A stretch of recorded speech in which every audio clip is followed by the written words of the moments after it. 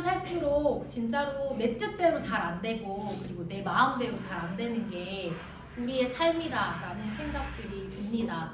그리고 정말로 예측하지 못하는 여러 가지 일들이 우리 삶에 막 이렇게 올 때마다 이것들을 어떻게 해결해야 하지? 막 이런 고민들이 계속 넘쳐나는 것 같습니다. 하나님께서는요, 그 이유를요, 전도서 3장 1절에 적어 놓으셨는데요. 그것이 왜 그러냐면 범사에 기한이 있고 천하만사가 다 때가 있기 때문이다 라고 말씀하십니다. 모든 것들에는요, 아름다운 때가 있는데 우리는 그 아름다운 때가 언제인지를 잘 알지 못하고 내가 생각할 때 이때가 적절한 때야 라고 할 때에 그 일들을 시도하니까 내 인생이 내 뜻과 그리고 내 마음대로 잘 되어지지 않는 거예요. 그런데 여기에서 때라고 하는 것은요, 시간을 나타내는 단어잖아요. 그런데 이 성경에서는요, 시간을 나타내는 단어가 두 가지의 종류가 있는데 하나는 크로노스라고 하는 시간과 그리고 또 하나는 카이로스라고 하는 두 가지 종류의 시간이 나옵니다. 크로노스라고 하는 시간은요, 우리가 일반적으로 알고 있는 1시, 2시 이런 거 아니면 2022년, 2023년과 같은 이런 시간이고요. 카이로스라고 하는 시간은 어떤 거냐면 우리가 이런 말 많이 쓰잖아요. 사랑은 타이밍이다. 이런 말 많이 쓰는데 이 사랑은 타이밍이다 라고 하는 말처럼요, 카이로스는 조금 더 구체적인 시간을 나타내는데요. 성경에서 이야기하고 있는 카이로스라고 하는 시간은 하나님의 계획이 특별하게 우리의 삶 가운데서 실현되는 순간을 카이로스의 때다라고 이야기합니다. 그래서 나는 지금이 적절한 때야 라고 생각하면서 어떤 것들을 시도해보기도 하고 그리고 어떤 것들을 도전해보기도 하지만 하나님께서 보시기에 지금이 카이로스의 때가 아니라면 그 일이 아무리 좋은 일이라고 하고 그리고 아무리 선한 일이라고 할지라도 그 좋은 일들을 내 삶 속에서 실현시키지 않으신다는 거죠. 그래서 성경은요, 우리의 인생을 어떻게 표현하고 있냐면요, 9절 말씀을 같이 한번 읽어보도록 하겠습니다. 시작. 일하는 자가 그의 수고로 말미암아 무슨 이익이 있으랴. 네, 여기에서 일하는 자라고 하는 말이 등장하는데요. 일하는 자라는 말 앞에 이 가로 열고 하나님의 카이로스와 상관없이 일하는 자 라고 이 앞을 괄호로 꾸며주면요, 말씀을 조금 더 명쾌하게 이해할 수 있을 것 같아요. 그러니까 우리가 어떤 일들을 이루기 위해서 아무리 수고하고 노력하면서 모든 힘을 다해서 그것을 향해서 달려간다라고 하더라도 지금이 하나님의 카이로스의 시간이 아니라면 아무것도 이루어지지 않을 거예요. 그냥 우리의 몸만 피곤해지고 우리의 모든 수고는 무의미해진다라고 하는 것이죠. 평생 내 힘으로 살아보려고 어떤 노력들도 다 해보면서 살아가는 사람들이 정말로 이 세상에 많은데요. 정말로 미안하고 죄송하지만 하나님의 카이로스의 때에 맞지 않게 우리가 하고 있는 모든 노력은요, 다 헛수고로 돌아갈 수 있습니다. 그래서 진짜로 지혜로운 사람은요, 하나님께 모든 것이 속해 있음을 빨리 알아채고 하나님의 카이로스를 따라가는 사람들입니다. 그런데 이런 부분들이 궁금해지진 않으세요?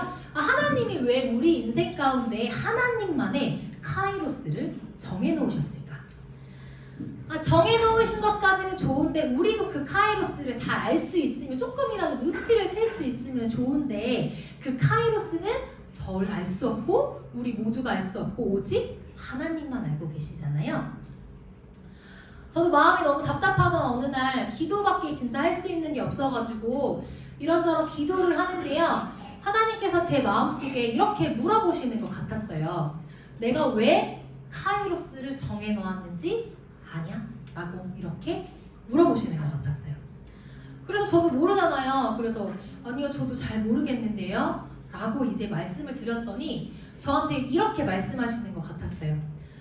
너희는 있잖아, 너희 스스로 할 수 있는 것이 정말로 아무것도 없다. 너는 아무것도 스스로 할 수 있는 것이 없음을 인정하고 겸손하게 나만 바라봐라. 그것이 유일하게 너가 해야 하는 일이다 라고 말씀하시는 것 같았어요.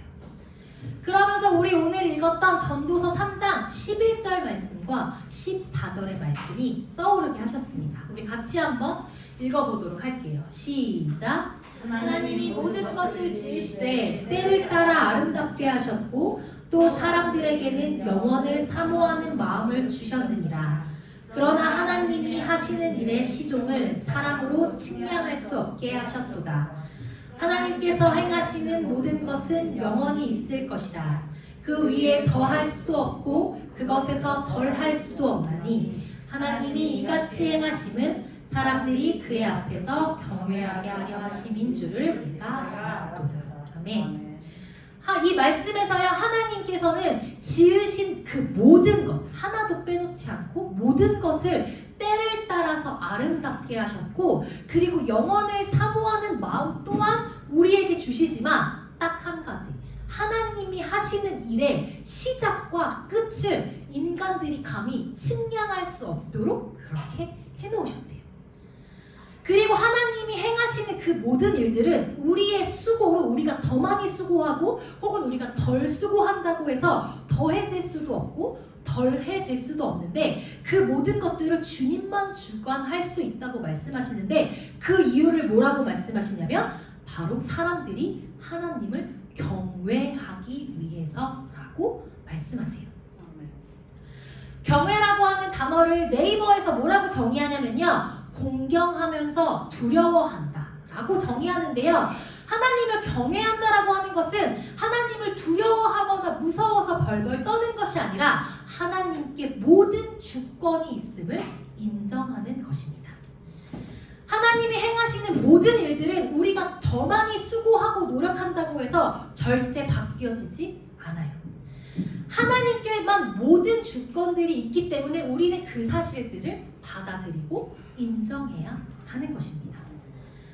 이것을 반대로 말하면요, 나는 주님 할 수 있는 것이 아무것도 없습니다 라고 하는 것을 인정하는 것이죠. 그래서 하나님을 경외한다라고 하는 것은요, 나는 아무것도 스스로 할 수 있는 것이 없고 하나님께만 모든 주권이 있음을 인정하면서 겸손하게 오직 주님만 바라보는 건데, 하나님은 우리가 이처럼 하나님을 경외하며 주님만을 바라보며 살기를 원하시기 때문에 하나님만의 카이로스의 시간을 정해두신 것입니다. 그런데 중요한 것은 여기서부터인 것 같아요. 하나님은 우리가 하나님을 경외하며 살기를 원하는데, 조금 더 구체적으로 왜 우리가 하나님을 경외하며 살기를 원하시는가?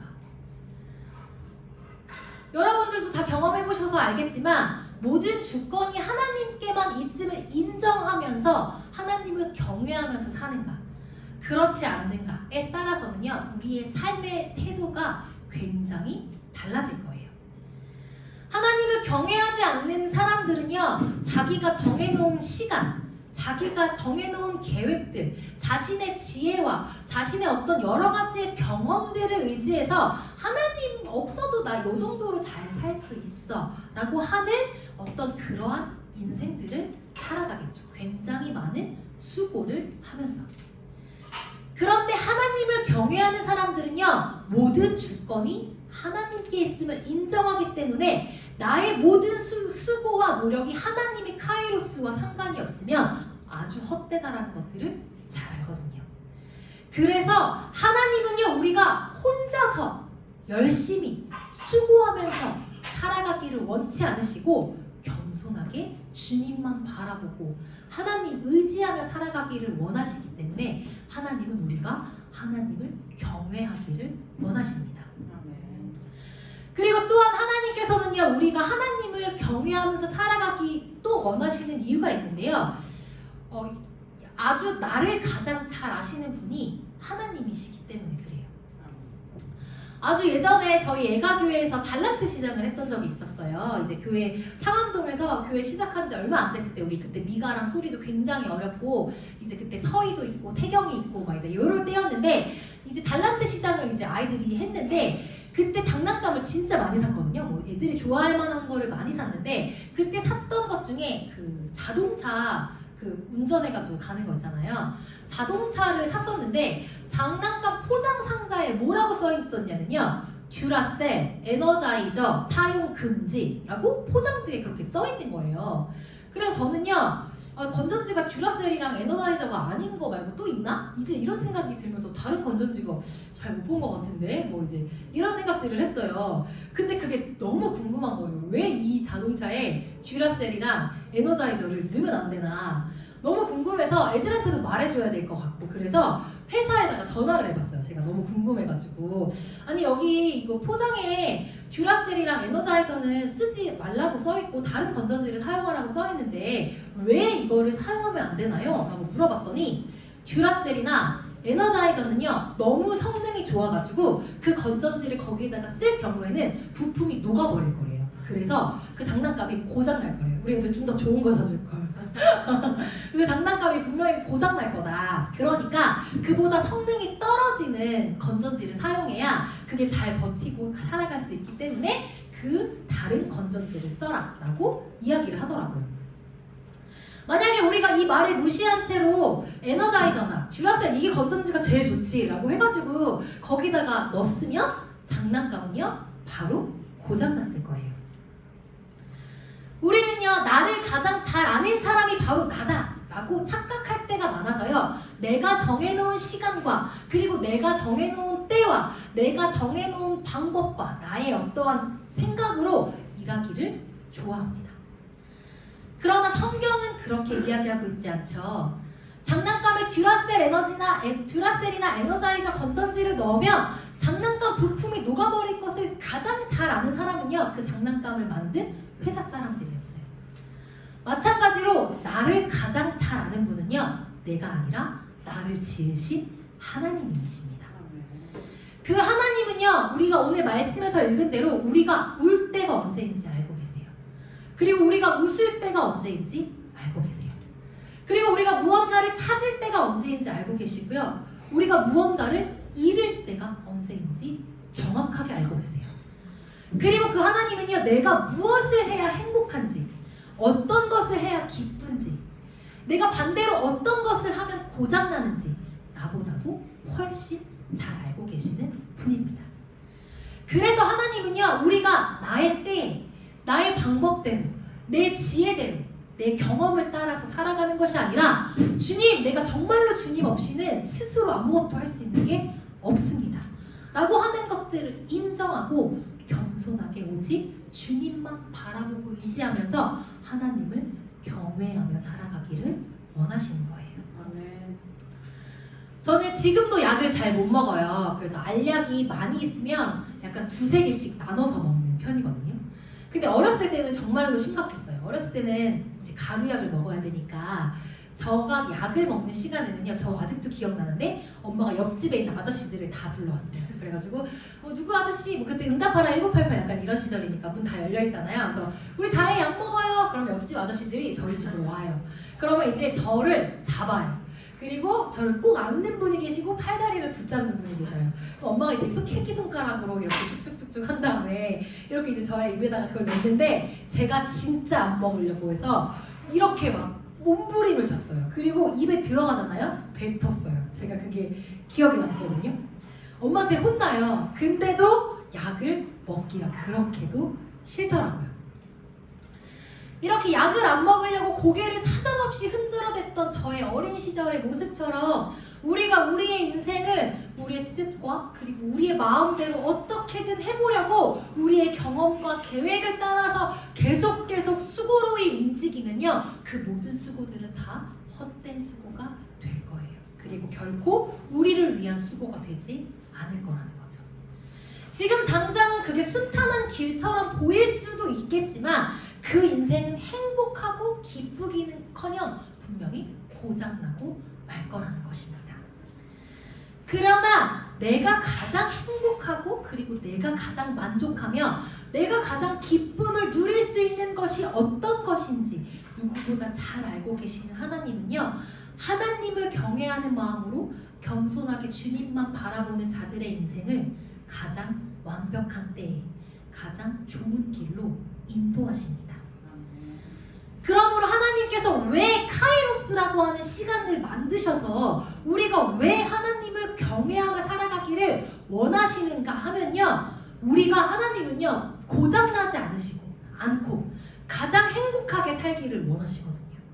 가장 기쁜 길을 우리가 걸어가기를 원하시거든요. 하나님은요 우리가 원하는 것보다 우리가 가장 완벽하고 가장 좋은 길을 걸어갈 수 있도록 인도해 주기를 열망하시는 분입니다. 그렇기 때문에 하나님은요 우리가 하나님을 경외하며 살아가기를 원하시는 거예요.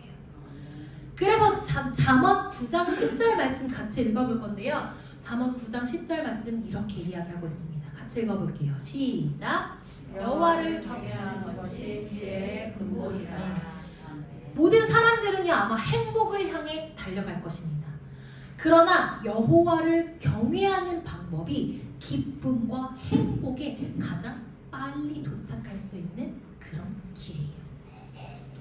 성경은 여호와를 경외하는 것이 그냥 지혜다라고 이야기하지 않고요. 지혜의 근본이다 라고 이야기합니다. 왜냐하면 그때에 우리를 나보다 더 잘 아시는 하나님께 가장 나에게 잘 맞고 가장 나에게 좋은 그 꼭 맞는 길로 인도함을 받을 수 있기 때문입니다. 우리가 인생을 살면서 가장 크게 하고 있는 착각과 실수는 이 세상에서 내가 나를 가장 잘 안다 라고 생각하는 것입니다. 그러나 이것은 큰 착각이며 인생을 돌아가는 지름길이에요. 장난감 자동차를 만든 사람이 그 자동차를 가장 잘 알고 컴퓨터를 만든 사람이 그 컴퓨터를 가장 잘 아는 것처럼 나는 하나님이 만드셨기 때문에 하나님께서 내가 무엇을 해야 행복한지 내가 어디로 가야 만족함을 얻을 수 있는지 하나님이 가장 잘 알고 계십니다. 그러므로 정말로 쉽지 않은 이 삶 속에서 우리에게 가장 필요한 것은 우리의 경험도 아니고 우리의 계획도 아니고 우리의 지혜도 아니고 하나님 저는 스스로 할 수 있는 것이 정말로 아무것도 없습니다. 주님만 의지하고 주님만 바라봅니다. 주님 저를 도와주세요 라고 주님께 도움을 요청하는 우리에게 하나님을 경외하는 마음이 가장 필요한 줄로 믿습니다.